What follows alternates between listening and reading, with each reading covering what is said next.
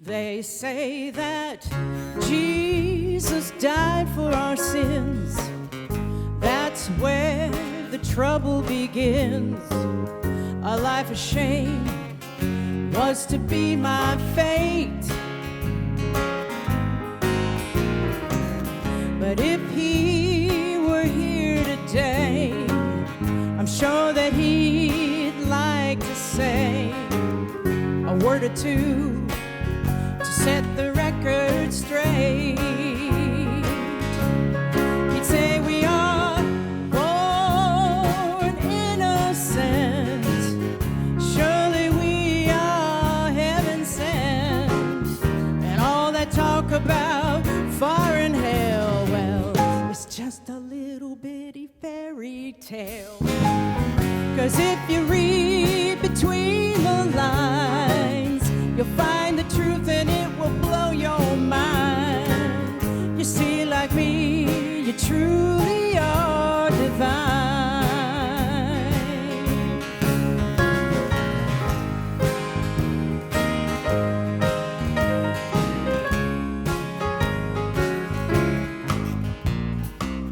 Now way back in Sunday school, they talked about the golden rule. Love your God, your neighbor as yourself. But Jesus loves me, this I know, but no one needs to tell me so. But so does Krishna and Buddha and Allah too. They'd say we are born innocent. Surely we are heaven sent. Let me reiterate, we're here to love and not to hate.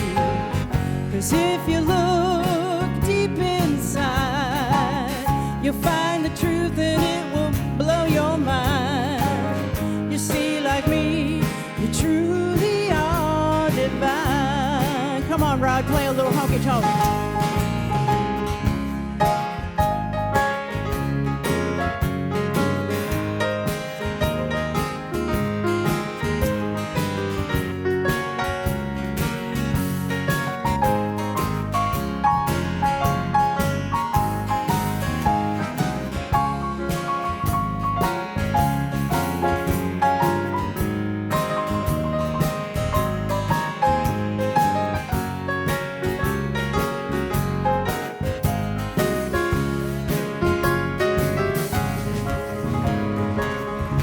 This all would make a lot more sense if we would just lighten up and not be so dense. We're here to love, to brighten up the world. Jesus said it's 'cause the kingdom's within each and every one of us human beings. That's you and me. Let's give this thing a whirl, 'cause we are born innocent. Surely we are heaven sent. Let me say it one more time. There ain't no pitchfork aimed at your behind. Whoa! As if you look deep inside, you find the truth and it will blow your mind. You see, like me, you truly are divine. I mean to tell you now, you see, like me, you truly are divine.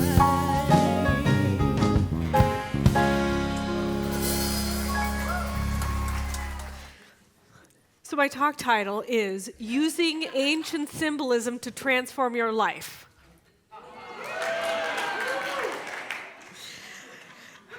And after I read it, I realized that was a really hard task to do as well. So That's not going to happen. No, it is.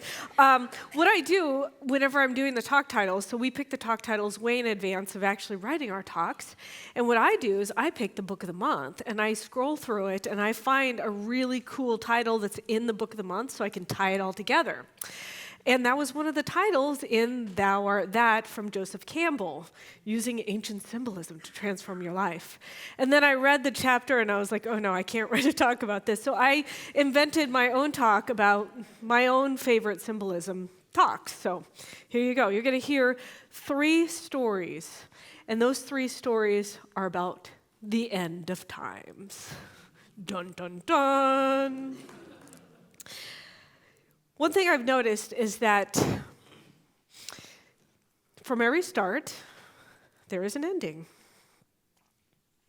And yet we tend to miss the end of things in our modern times because we tend to kind of not process it, just kind of go over it.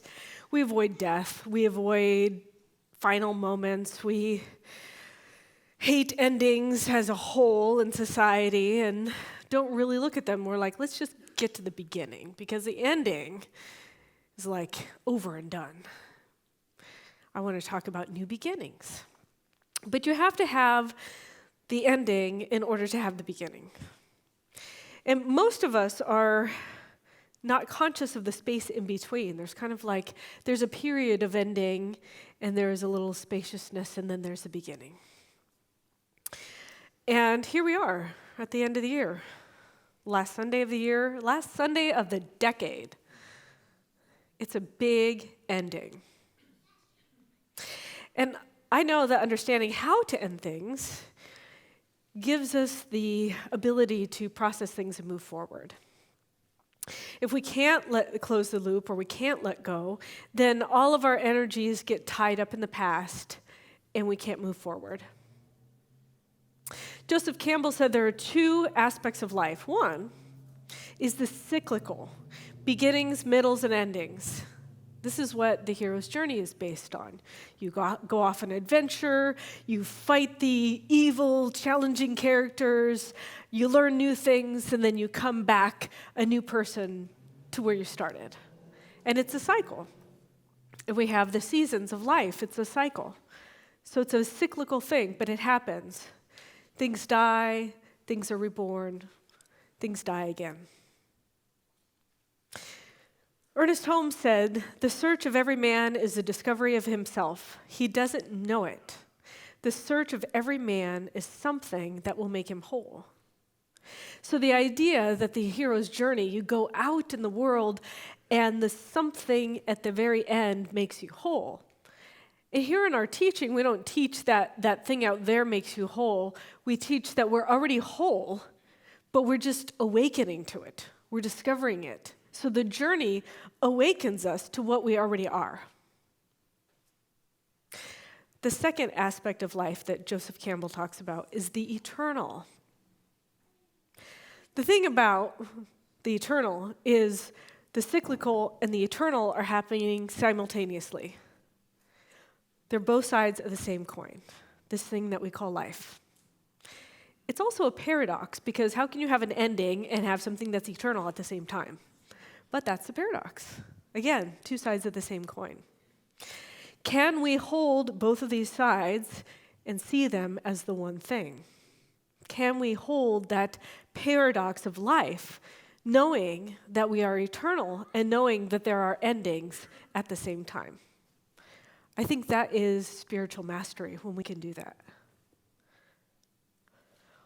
One thing I know is that what we can do to tap into that is tap into the mythologies of all the time, the symbols that have been used in history, all of the different meanings that people have done in all of these different religions or earth-based traditions in order to find our own place in the story. Because Joseph Campbell invites us to take on the idea that we are the hero or the heroine in our own hero's journey. So we incarnate, we go on this hero's journey of life, and then we die. But in the middle, there's little mini journeys that happen. There's little mini cycles that happen, and what we do is we call them a year. So here we are at the ending of a hero's journey. And I want to invite you to think about the sun and the moon. So in our book of the month, that Joseph Campbell says, we have to recognize that these celestial bodies, the sun and the moon, represent to the ancients the two different modes of life. One engaged in the field of time and space, like throwing off death, the moon and its shadow to be born again, over and over and over again. The other, disengaged and eternal, like the sun. The dating of Easter, by the way, it falls on the first Sunday after the full moon of the spring. It's all related to the moon and the sun cycle, Easter. And according to both lunar and solar calendars, it suggests life, like the light that is reborn in the moon and eternal in the sun is finally one. And here we are at a different time of year. So that's kind of the rebirth time of year, right? Well, this time of year is the end of times.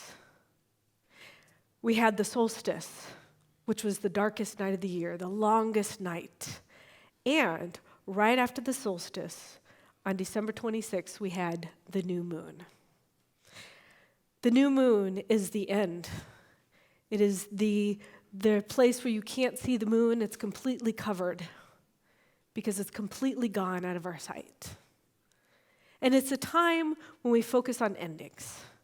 So it's a powerful time of year for us to look at endings, the solstice, the new moon, and we have the end of our calendar year. So I invite you to look over your experiences over this year, over this last year, those that you like and those that you don't like, and think about them. So there's this little piece of paper called a bulletin, and on the bottom half of the front page is a notes section. So I'd love you to write down a couple of things this year that you like, that you enjoyed, that you feel like were manifestations of your intentions at the beginning of 2019 that you appreciate happened this year. There has to be at least a couple of things, something that worked out well. And then I'd like you to write down perhaps one or two downfalls that you've had, something that didn't work out. It didn't work how you planned. Just take a minute and write those down. You too online, I see you.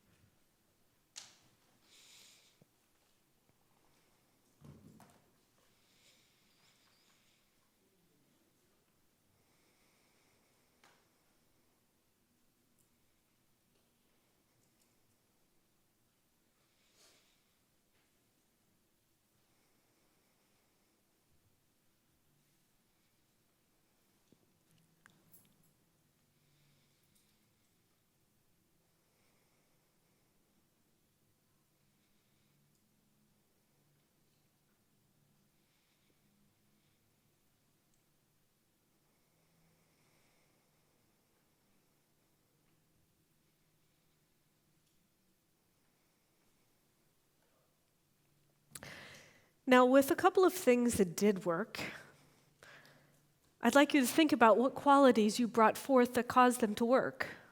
What was it in you that caused those things to happen? It could be courage or maybe faith. It could be determination.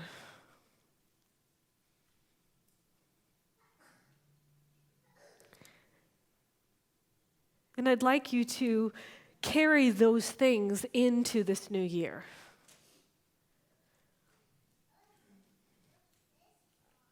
And then I'd like you to think about the downfalls that you've had. What didn't work? And what qualities in you maybe didn't help or kind of participated in helping that not work?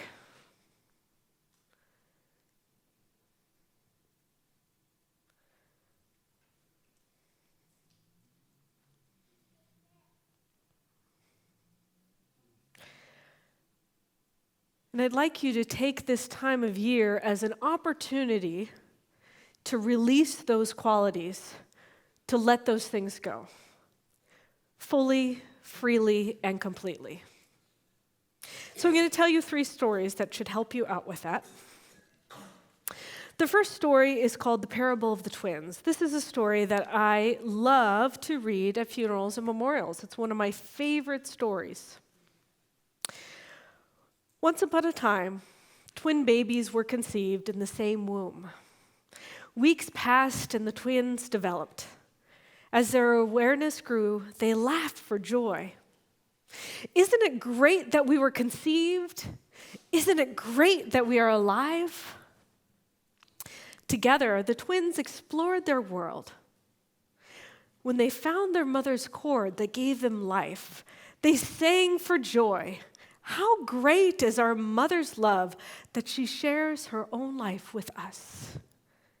As weeks stretched into months, the twins noticed how much each was changing. What does it mean?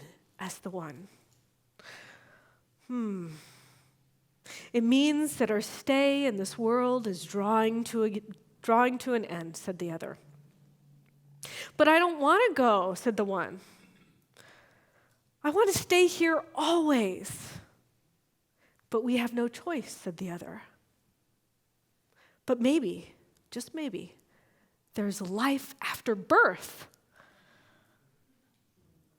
But how can that be, responded the one. We will shed our life cord. How is life possible without it? Besides, we have seen that there's evidence of others before us, and they have not returned to tell us that there is life after birth. No, this is the end. And as the one fell into deep despair, saying, if conception ends in birth, what is the purpose of life in the womb? It's meaningless. Maybe we have no mother at all. But there has to be, protested the other. How else did we get here? How else do we remain alive? Have you ever seen our mother? Said the one. Maybe she lives only in our minds. Maybe we made her up because the idea of her feels good to us. And so the last days in the womb were filled with deep questioning and fear. Finally, the moment of birth arrived. When the twins had passed from their world, they opened their eyes and cried, for what they saw exceeded their fondest dreams. And that is the end of one life and the beginning of another life. And you might have had somebody in your life who've passed on this year. Or perhaps you've had a relationship that's ended.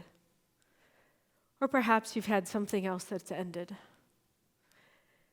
And what I know is that when the year ends, this year, the concept of you also dies.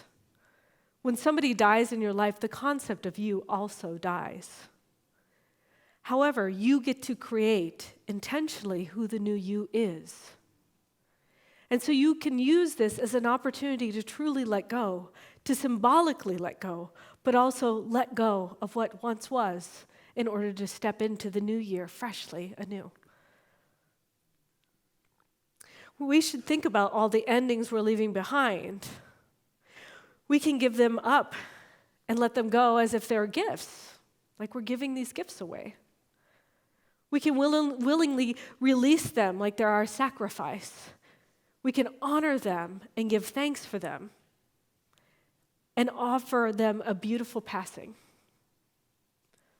All of those things that do not serve you, you can give them up and use them as a sacrifice to release them. I encourage you to come this evening at 5:30. We're going to have a releasing ceremony where you can literally burn things that you want to let go of. Make it an offering. Make it an honoring.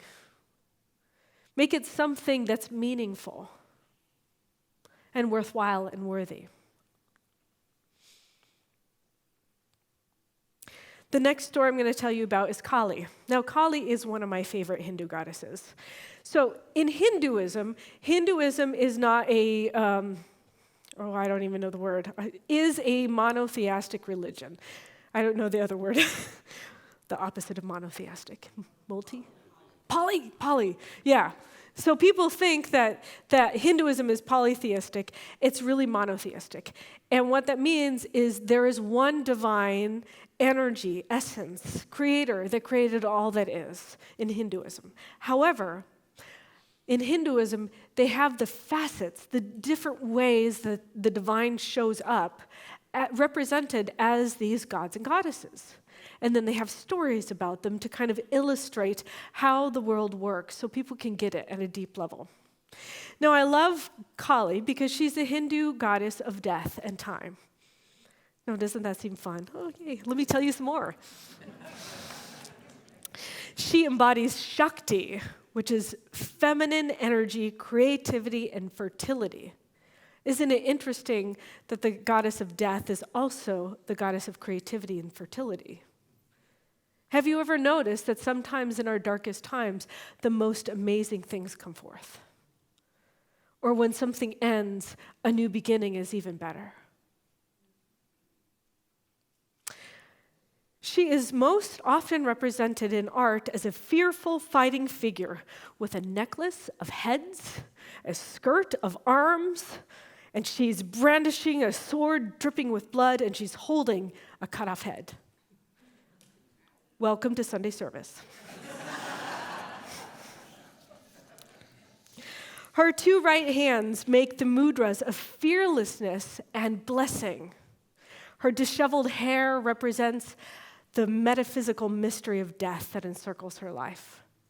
Her necklace of severed heads and a girdle of severed arms signifies the creative power and the severance of bonds of karma and accumulated deeds, which means if you did something in your past that you regret, she cuts it off and you're completely free of it. So you don't have to carry that regret from the past into the future. The sword symbolizes higher knowledge, and the human head is a human ego that has to be severed in order for us to exit from the cycle of life and rebirth. She's particularly worshipped in eastern and southern India, and they have a yearly festival of Kali Puja held on the night of the new moon. Might I remind you that the new moon was on the 26th. It is the time of year to invoke Kali energy, the aspect of the divine that destroys all of that. And let me tell you a story about her birth. She's got several birth stories, but this is the one that I really liked and I wanted to tell you today. It's pretty terrible. It involves the demon Raktabija. The demon was, like most demons, creating a lot of havoc both in humanity and with the gods and goddesses. But even worse was his ability that every time somebody cut him with a sword or something and he bled, every drop of blood would burst a new demon.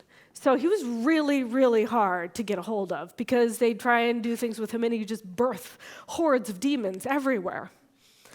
So what they decided to do is all the gods decided to work together and combine all their Shakti or divine energy and produce one super being that could destroy Raktabija. And the result was Kali. So given all of that divine energy of the gods, Kali swiftly sought out Raktabija and his demons, and she decided to swallow them all whole. She was just like, eating them all, everywhere, all those demons, all the ones that had spurted up everywhere. And then she cut off Raktabija's head, drank all his blood, and then ate him. Yeah! That's why I came on Sunday. Most people are talking like, little baby Jesus. And then all the Hindu temples, they're like, Raktabija, you know. The cool thing is that she made sure that no more demons could menace the world. Now, I was thinking about Kathy Ann. She talks about how angels are another way that we say high thoughts. Well, demons would be another way that we say low thoughts. So what are your demons that you're ready to let die? What are your demons that you'd like to be destroyed? Ernest Holmes said, the starting point for creating a better future for ourselves is to deliberately free our minds from the mistakes of yesterday and feel like they need no longer be held against us. They need no longer be a liability. So what do you feel like you need to be freed of? Can you invoke that divine energy of Kali, an aspect of the divine which destroys all the demons, all of our low thoughts, and gives us freedom from all that we have done? Ernest Holmes also said, life is an adventure in which we never know what is going to happen just beyond the turn of the road. But too often, our today is filled with regrets of the past. If we could convince ourselves that the limitations of the past need not be carried into the future, what a happy outlook we should have. So would you be willing to let go of your past? Would you be willing to let go of your demons to have a new, happy future? The third symbol is the mythical phoenix bird, the symbol of renewal, rebirth, and destruction. In ancient mythology, the majestic phoenix bird, which is most often connected to the sun, it dies and it's reborn across cultures and throughout time. It's a magical bird, radiant and shimmering, and it lives for hundreds of years. One thing that it does, it knows when the end is near. And when the end is near, it builds a nest with the finest aromatic wood. It builds a nest of honoring itself at the end, honoring that self it was. And then it bursts itself into flames and it's consumed by the fire. From the pile of ashes, a new phoenix is born, young and powerful. And all that's left of the old phoenix is the ashes. So, would you be willing to let things die? Would you be willing to be transformed anew by the ending? When my father died, my brother and I co-designed a tattoo of a phoenix that we both had tattooed on our bodies, because it was not only a transition for my father going from this life into the next life, but it was a transition for me, moving from my experience of having him in physical body to having him not in physical body anymore. And that meant I had to reinvent myself and figure out who I was in this new space. And that's what this time of year is for. That's the invitation for you.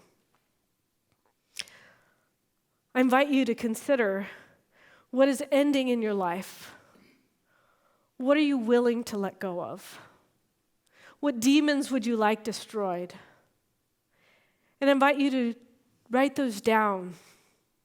Take inventory of this year or of this decade. Maybe come to the evening service and burn it. And if you don't come, I invite you to put it in a fireplace and symbolically burn it so it comes into ashes. So that way you can be born anew from it in the next year. But take time to honor what has been. Take time to look for what it has contributed to your life. And I leave today with a story from Alice's Adventures in Wonderland. A quote. "Where shall I begin, please, Your Majesty?" he asked. "Begin at the beginning," the king said gravely, "and go on until you come to the end, and then stop." And so it is.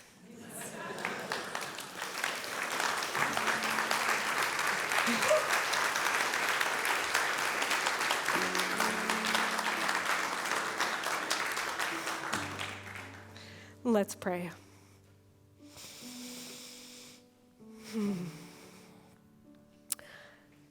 I recognize and know that truly this is the end of times, the end of the year, the end of the decade. And yet it is all part of an eternal cycle that is that infinite unfolding of wholeness, of self upon the self. And so I honor this time, knowing that this moment is sacred, that this end of the year is sacred. All that I've gone through, all that we have collectively gone through. I celebrate it. And I take this time to release all that no longer serves me. I let it go. I release it.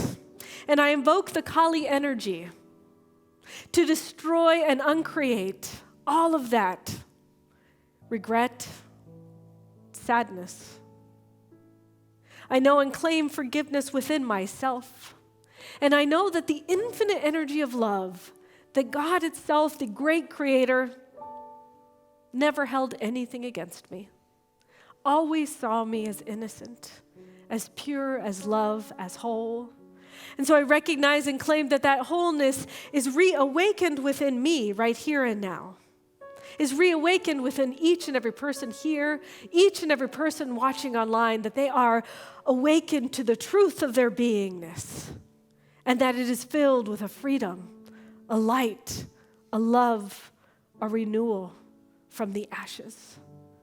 That those ashes build the nutrients that inspire the newness, and so I welcome it. I celebrate that which has gone forth, and I welcome that which is coming through now. And I surrender to that truth right here and right now, knowing that it is indeed a blessing for each and every one of us as I transcend this ending and welcome the new beginning. And for that, I'm grateful, and so it is.